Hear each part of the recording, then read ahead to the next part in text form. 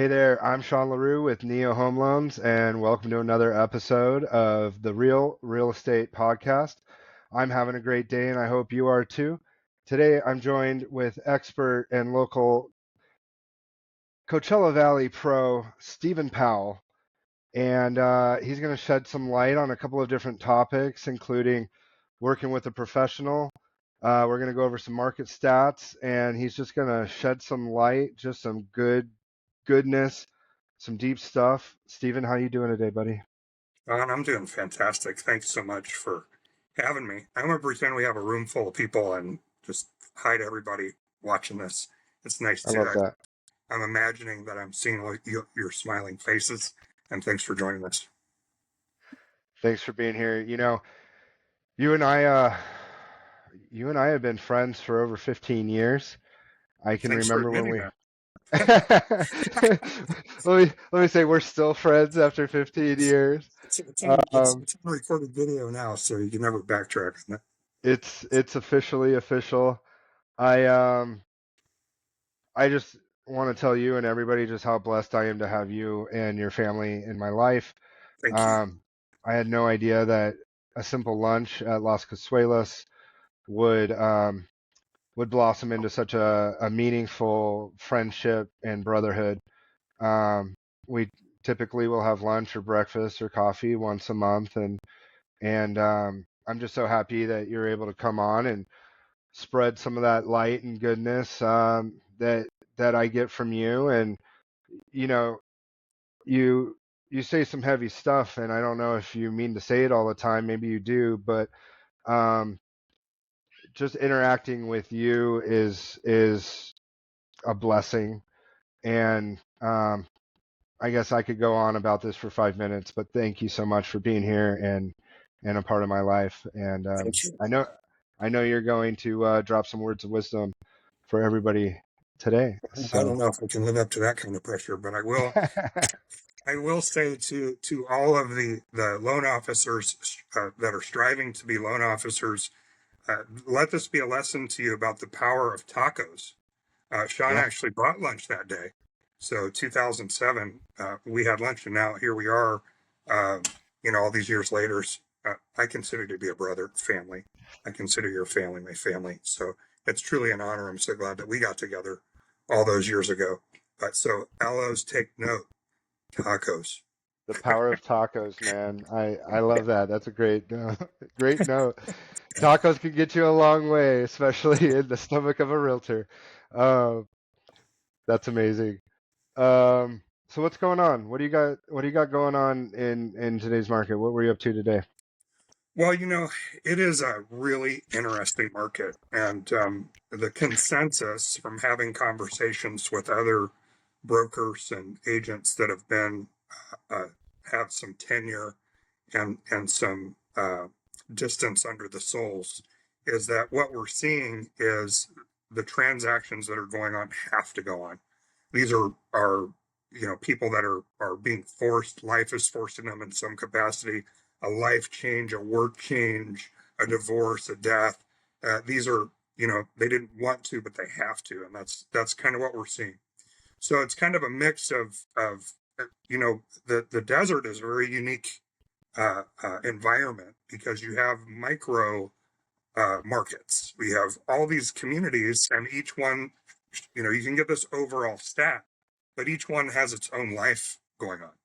And I recently was with some sellers, and uh, it's a health issue forcing them to sell, and they're competing against 40 other listings in Yeah. that community because for whatever reason the change in HOA or whatever's going on is forcing everybody wants out of that community. And so you're seeing that happen in different areas. So what does that mean?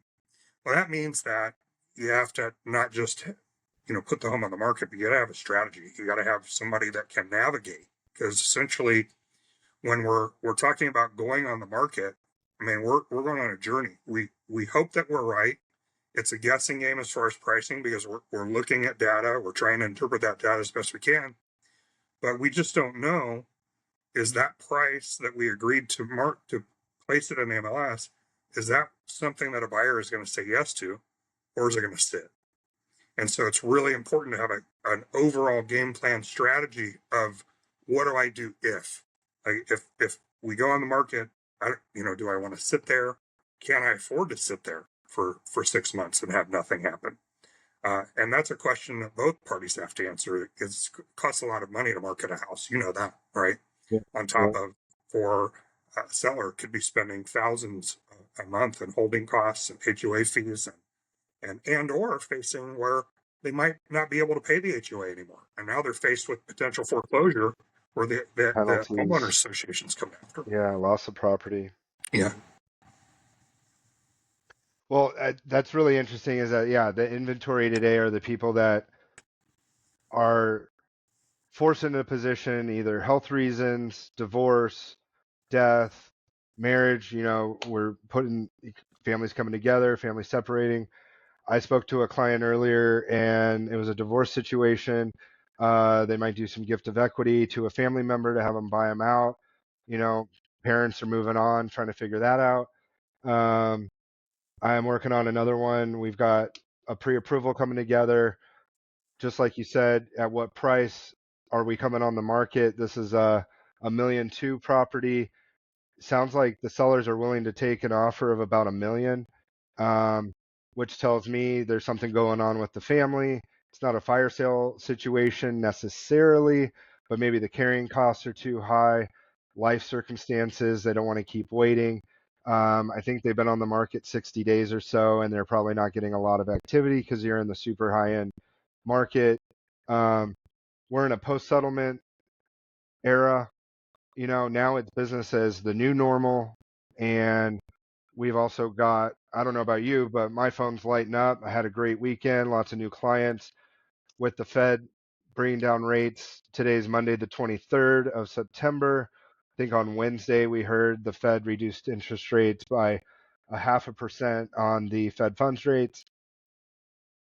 I think we're starting to see, buyer confidence come back. It's exactly what we've been talking about for a while. So, Yeah. um, And I think we'll see that probably, we kind of, if you look back at earlier in the year when you had that just slight adjustment, you had that buyer confidence. You had a spurt of about 60 days where it just seemed like, oh, we were back on track. Things were going to get back to normal again. Then the rates bumped and it stalled everything out again. So I think that there's a really good window. The timing of it is really good, being that we're coming into quote unquote season here in the desert, where the temperatures are cooling down. So to kind of have this line up now, this is really good news for a lot of people. So if you've been thinking about, hey, should I sell? Yes, right now you should take advantage of the fact that rates changed and we're kicking into season. Get your home on the market now so that you have good exposure prior to the holidays. yeah, temperatures outside. It's really nice sitting on the patio again. Kids are back in school. People are getting back in the routine. I always seem to think it's not necessarily just Labor Day. It's like middle of September. Everybody kind of gets back in the groove. And I was thinking about that this morning. It's like, oh, 23rd of September. You're like, no, no S, Sherlock. Like every year, it's the same kind of thing. But I think this year with the seasonality, but also the election, rates, all these different kinds of factors are all coming together. And we may not see it in the market stats for closing in September, but definitely we'll see it, in late October, November, December. Um, and then, January is a little bit of a lull, but for those of you that stay working, you could have great December and Januaries as well. Um, so, kind of having said that, with the settlement and some different things, it's important to work with a professional. You and I have been doing this almost 20 years, at least a solid 15. I was faking it for 2 or 3 years. Um, I've been doing this since 2005, 2006. Um, and I don't know about real estate agent headcount or what's going on in your brokerage. Maybe shed some light on that. But I know the number of licensed loan originators has dropped by about 50%. I think that's really great news for me. A lot of the part-time people aren't picking up all the refis. Everybody's got a family member in the business. Um, working with a professional that's up on the guidelines, up on how to do things. We see a lot of repetition on that. Um, I see it all as a good opportunity, and since I don't know how to do anything else, I'll keep doing loans. But what are you seeing out there as far as professional working with a professional or those number of agents that are out there? That's a great question. So, 2005 when I first got licensed, I'll be honest, I wouldn't hire me. I was so bad.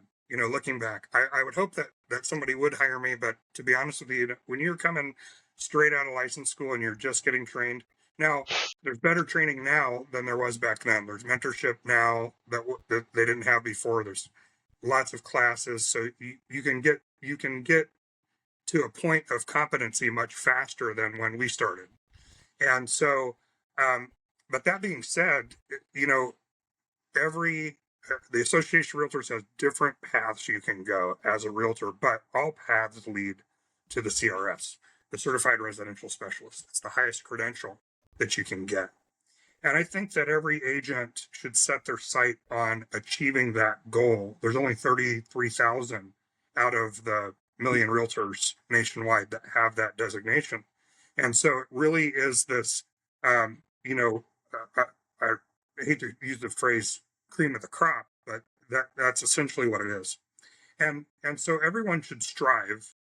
And I only want to bring it up. I'm not doing it to be braggadocious. I'm bringing it up because I was faced with, I wanted to be a better agent.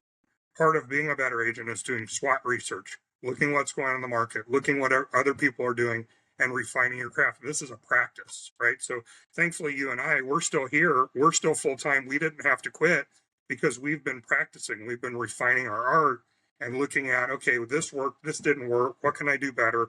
Well, I like what they're doing. I'm going to incorporate that into what I'm doing. And so we've constantly evolved. And so that's why it's so important to work with not just the quote unquote professional, but a professional that has a track record of success like yourself and myself. It has the credentials to back it up as well. So you have the experience, the credential, and the track record. It's a winning combination. Does that mean it's going to be perfect? No, because every single transaction is unique. There's not one that has been alike, and there's a myriad of things that can happen during the transaction.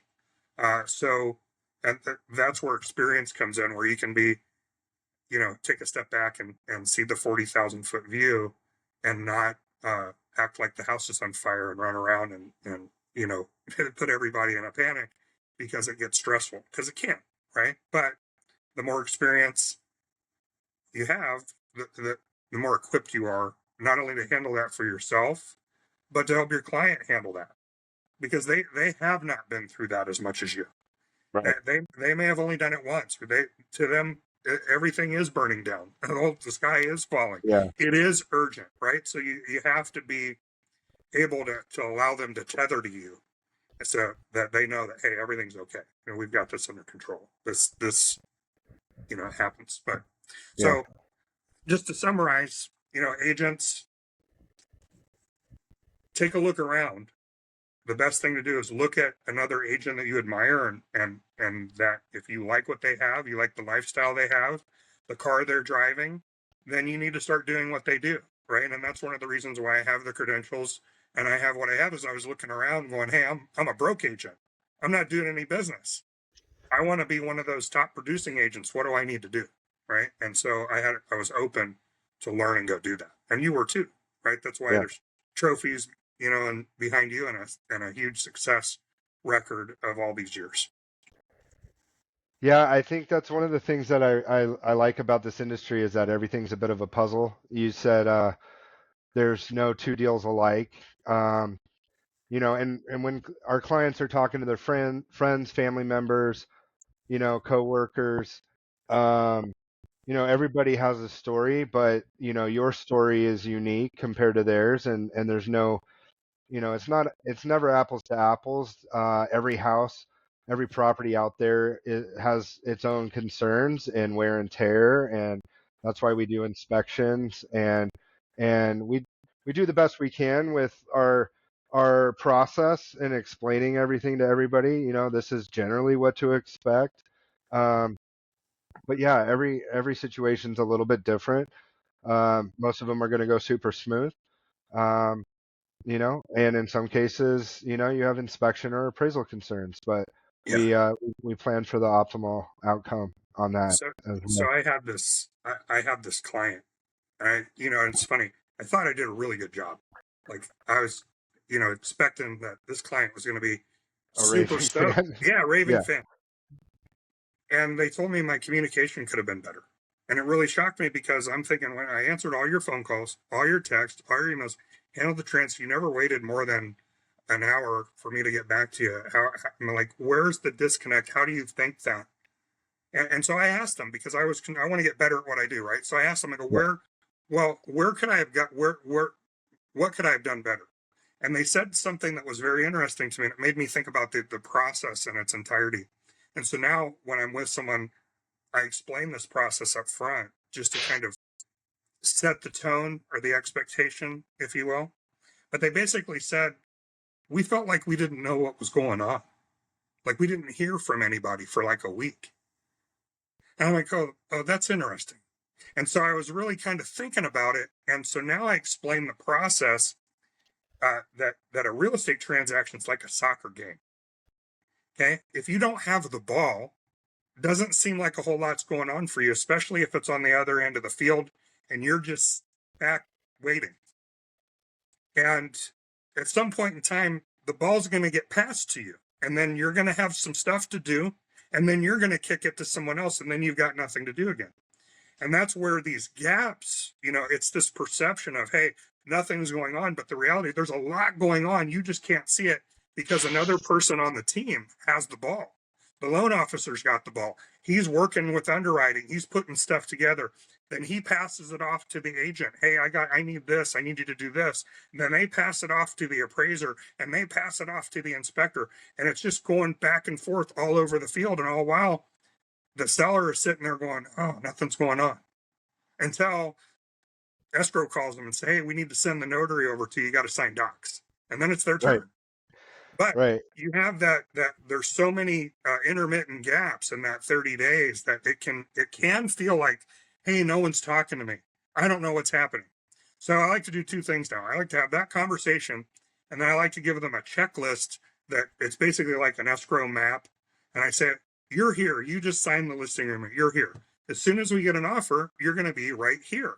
And then you can just follow along and you're going to know exactly where you are so that you don't think that you're being left out.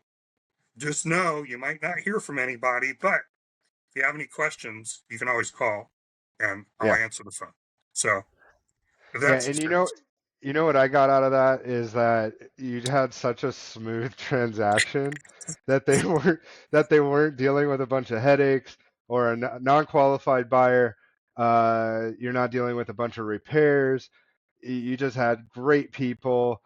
It was all handled, and they weren't bothered. And it for me, it brings up, like, it doesn't matter how awesome it is. There's always going to be something that we could have done better.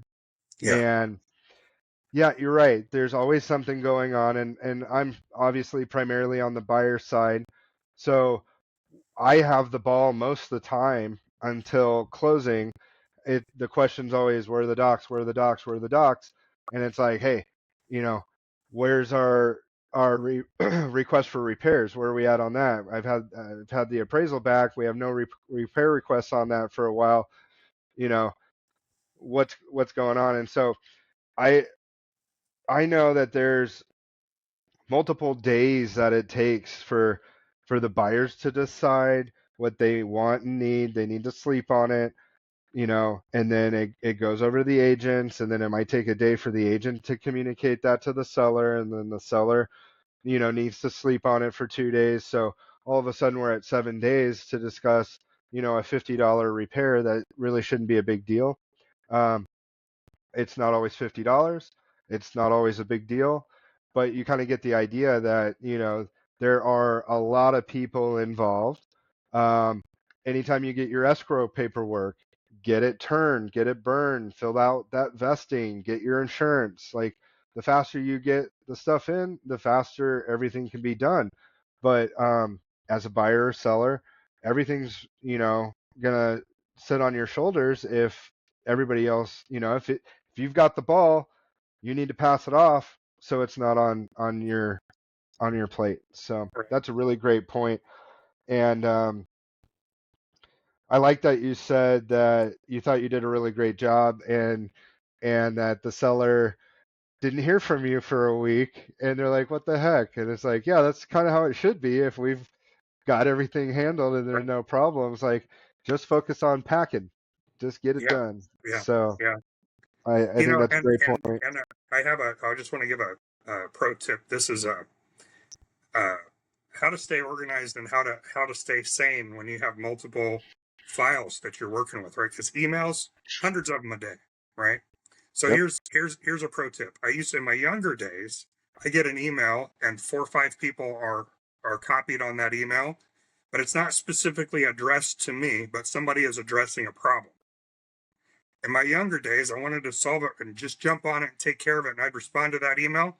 Well, in my older wise days, now I pause for about 5 minutes, Is that for and me? Yeah. and it's incredible how it miraculously takes care of itself. Now, if they come back a second time and they name me by name, obviously I jump in there, but you just don't have to be the first one to reply to those emails. And it's so incredible how much more you get done, how much more efficient things are, and how much less stress you have in your life. I love the conversation I had with my team lately, which was, hey, can we just assume I'm saying thank you? I don't have to say thank you to every email. And most of it's just so I can see that we're making progress.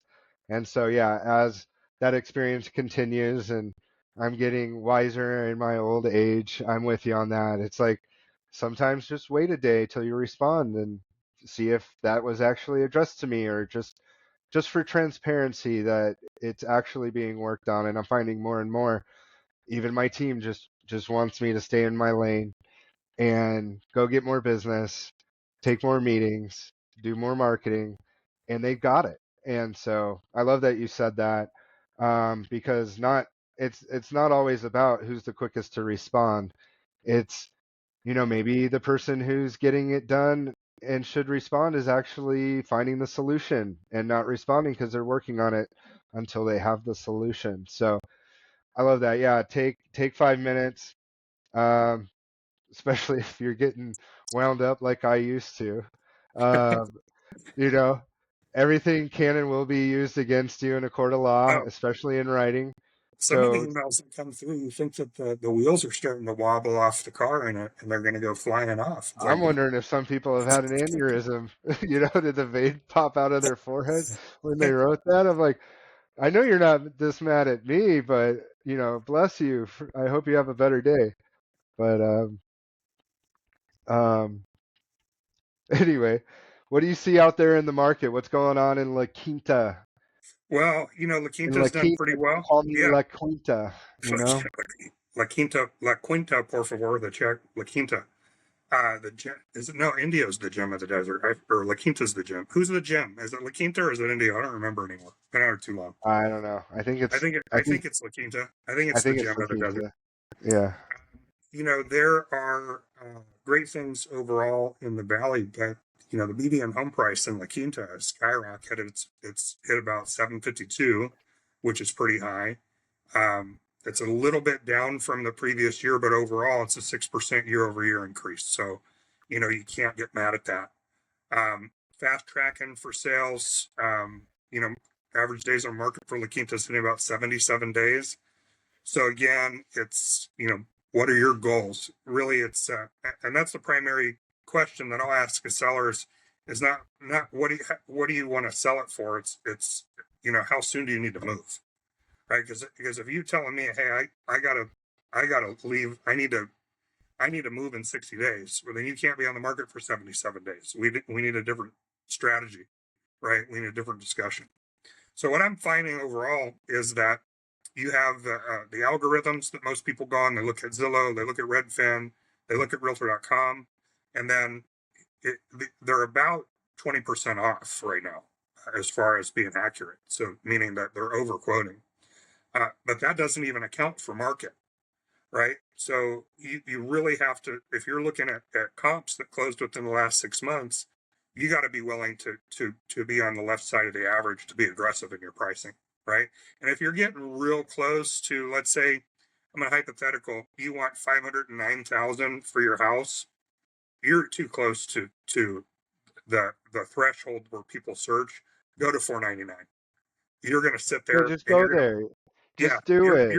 yeah, because you're Price going it to miss. right, get a bid up, right? You're Like, yeah, because you're going to miss such a big buyer pool by trying to stay on the fringe because nobody's searching there. They all, I mean, and so think about it, Mr. Seller. You yourself go online and you put in, you search for prices from this to this, right? So if somebody's only searching to 500,000, they don't even see your house.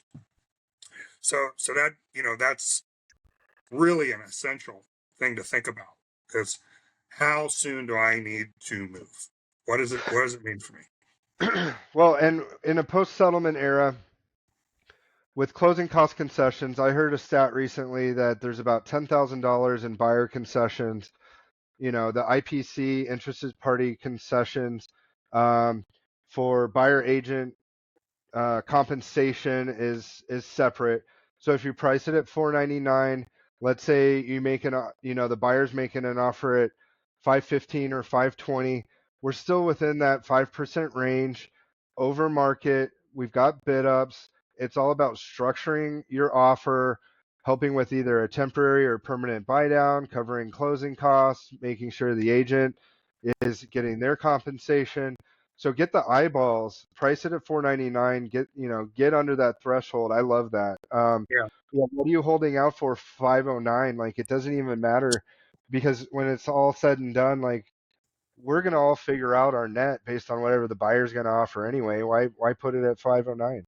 yeah, and this year has been such an incredible. I have had personally in my own transactions, I've had nearly as many cancellations as I've had sales,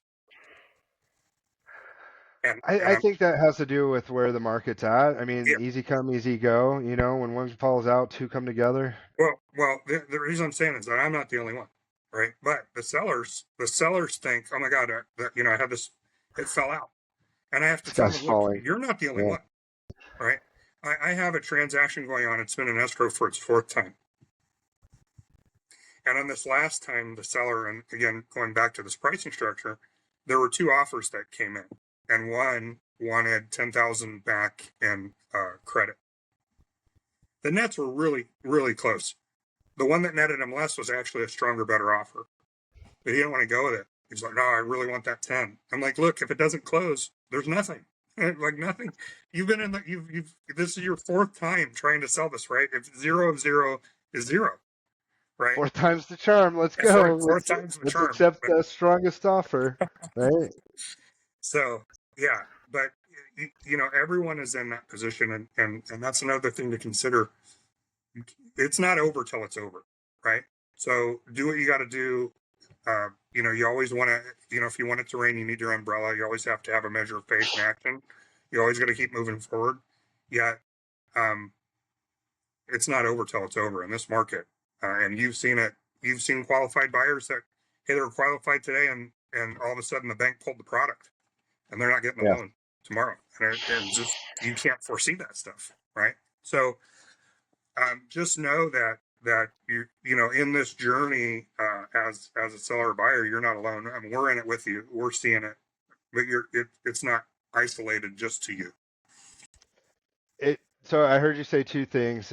One is, um, properties fall out, and sometimes you gotta work with a few different buyers. The other thing was, maybe the highest net isn't the strongest offer, but if it comes with a pre-approval letter from Sean LaRue, it'll close. Yeah, that's important. Sometimes I And maybe you'll see, and maybe you'll get a higher net. No. yeah, Um, I see these letters come through. And I've never heard of these fly by night um, loan brokerages. So it's hit or miss. You wonder, well, okay, it almost looks like you made the letter and sent it to me. It's like, how do I know It's real. I mean, that's AI, why it's please generate a yeah. pre-approval later. Um, yeah, you know what I've been noticing lately? How short my NMLS license is compared to some of those I've been seeing out there.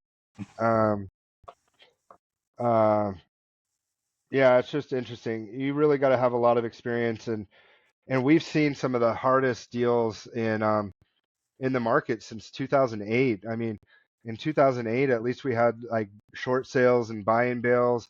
You know, rates were a lot higher, but people were jumping ship because of equity.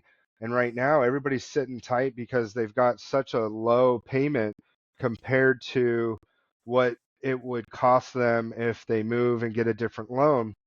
I think with interest rates coming down, we're going to see we're going to see a better balance of supply and demand because more sellers are going to come on the market, more buyers are going to pull the trigger. You know, we're not going to delay our lives anymore. And I mean, this is kind of what I've been talking about for the last year is sellers are going to sell when they need to sell and move on with their lives, but as interest rates come down to about 6 and into the 5s, sellers are going to say, okay, it's time. You know, maybe we have some debt, and payment wise, it's all going to end up being the same in the wash, and it's time to move it. So Yeah. um, I I don't know. I'm excited. I've had a lot of coffee today. I'm excited for the market, and maybe it's just the chill in the air, but it's I'm, uh it's a good time. I'm, I hate to say that I'm thankful that so many are leaving the industry, but I always answered my phone anyway.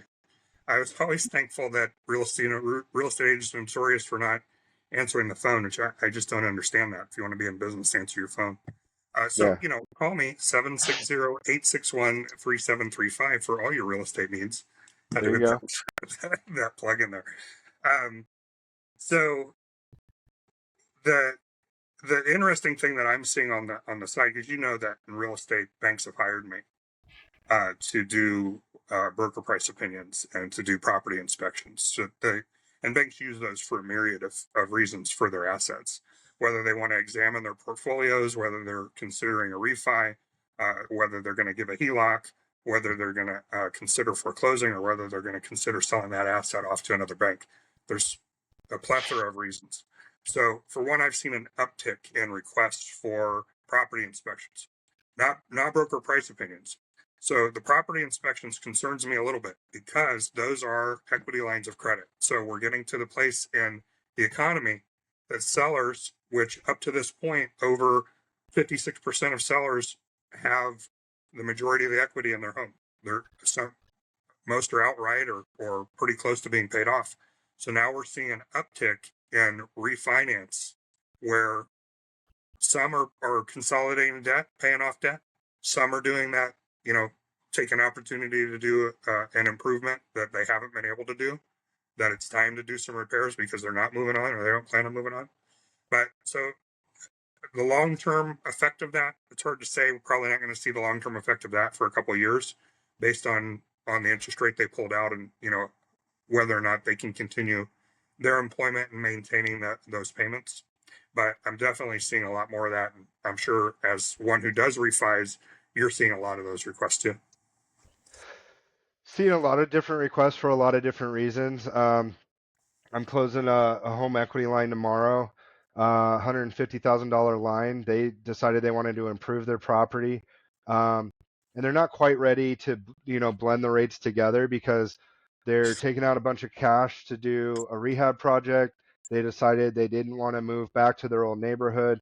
They're pretty happy with the house. They just need to make some changes, and we're going to consolidate a bunch of debt. Um, they could have saved a little bit more if they wanted to pay off the car, but you know, that doesn't always make sense. And at some point, when rates are going to go down a little bit more, it's going to make sense to combine the first and second loans because at the end of the day, cash flow is king and rates don't ultimately matter. If you can save $500 a month, you can save $500 a month.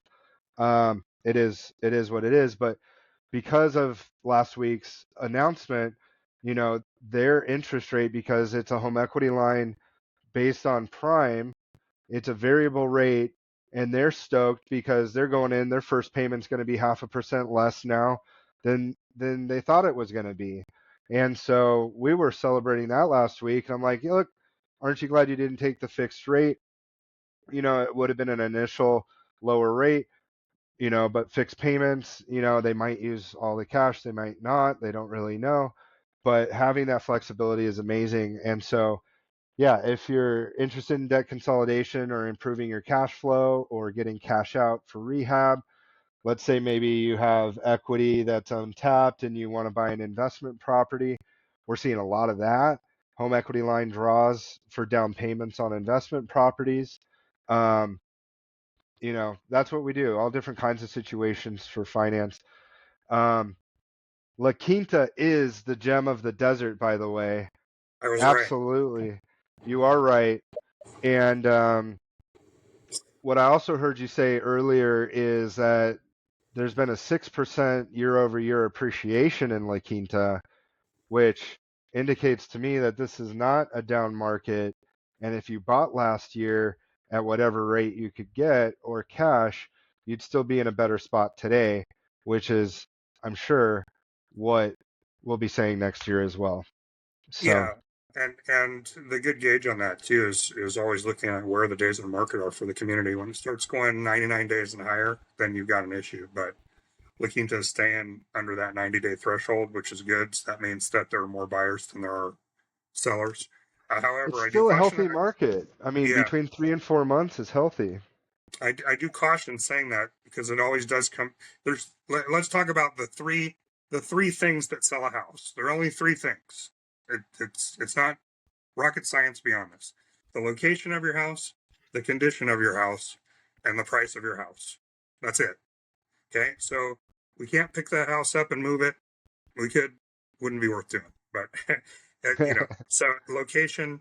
If you're on a back wall, you're noisy, you're in a place that you yourself don't want the realtor to show in photos, you have a location problem, right? Condition. You can When you fix go that. online and you Fix that. look at the numbers, those algorithms assume that you have the full, what's called the full economic life of your home intact. Economic life of your home is defined by having upgraded everything upgraded within a 15-year period. If, for instance, you have not upgraded your bathrooms and your kitchens, even though you kept them in really good condition and they're wonderful, they're no longer at the peak of their economic life. So that's why there's a range of prices. So the new buyer is going to need to come in. If you're not going to remodel it, they're going to need to remodel that. So that's really important to remember. So if location and condition are a problem, the only thing that can fix it at that point is the price. Right? There's no piece of real estate that the right price can't fix. That's been true now and forever. So ultimately, as long as you have, when I go in and I won't name names. I just listed a property and I wasn't sure which photo was my favorite of the previous listing. And I couldn't believe what I saw. It was the agent in the mirror holding the phone in an infinity scene. There were 1,000 of her holding the phone. Okay. I wasn't sure if that was my favorite or just the view of the shower drain in the photos. I mean, that's all it was. It was the floor of the shower. So I couldn't decide. So I said to the seller, I go, look, it could be, we don't know if it's your price yet. The marketing wasn't good. Let's fix the marketing.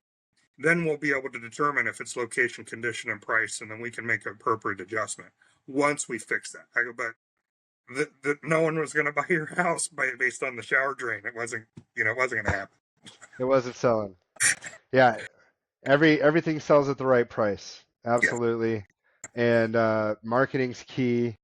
And you know, if you have the opportunity, fix up the condition of the property, rehab it um, to the best of your ability with the money that you have, and make it easy for first-time buyers or a buyer to not have to put a bunch of money in themselves. Those types of properties always sell a little bit faster. I would say with the caveat of, buyer preferences and doing a full rehab, depending on their liking. If you're trying to get out of it, move on, maybe it's a great opportunity to have somebody take on a project or a flip or something like that. So every property has its buyer. Yeah. And then, of course, to get ready to sell, it's the DDQ: deep clean, declutter, Q-tip clean. You do There you that, go. and it's ready to go. So it's pretty straightforward. So as we wrap this up a little bit, Stephen, I always like to ask this question. If you could put anything on a billboard for everybody to see, what would you put on your billboard for everybody to see? Hi, I love you very much. I love that. I love that. Simple, easy for everybody. For That's everybody. amazing. Well, I'm giving you a big hug, buddy. I love you. I love Hope you you have too. a great day. You Was too. there Thanks was for there anything you wanted to add? Why don't you drop that phone number again? 760-861-3735. You can call me and text me. If I don't answer, I return calls promptly. The only time I don't answer my phone is I'm with a client, or you tried to call me on a Sunday morning. I sleep in, but I do return calls late Sunday. That's awesome. If you're still watching this, which we hope you are, all the info will be in the details below if this is on YouTube. You can Well, and if always they made it this far, comment and we weren't subscribe. boring. I mean, I had fortunately, I some. get to watch this like 3 times as I edit it. I get to have this conversation with us like 4 times, so I'll know it inside and out. Um, but Be yeah, sure to Photoshop me a little bit, take some wrinkles off, and post. well, why don't you stay on after we stop this? It doesn't look like it's uploading right now, but um, you're awesome. Thank you so much, and yeah. Thanks.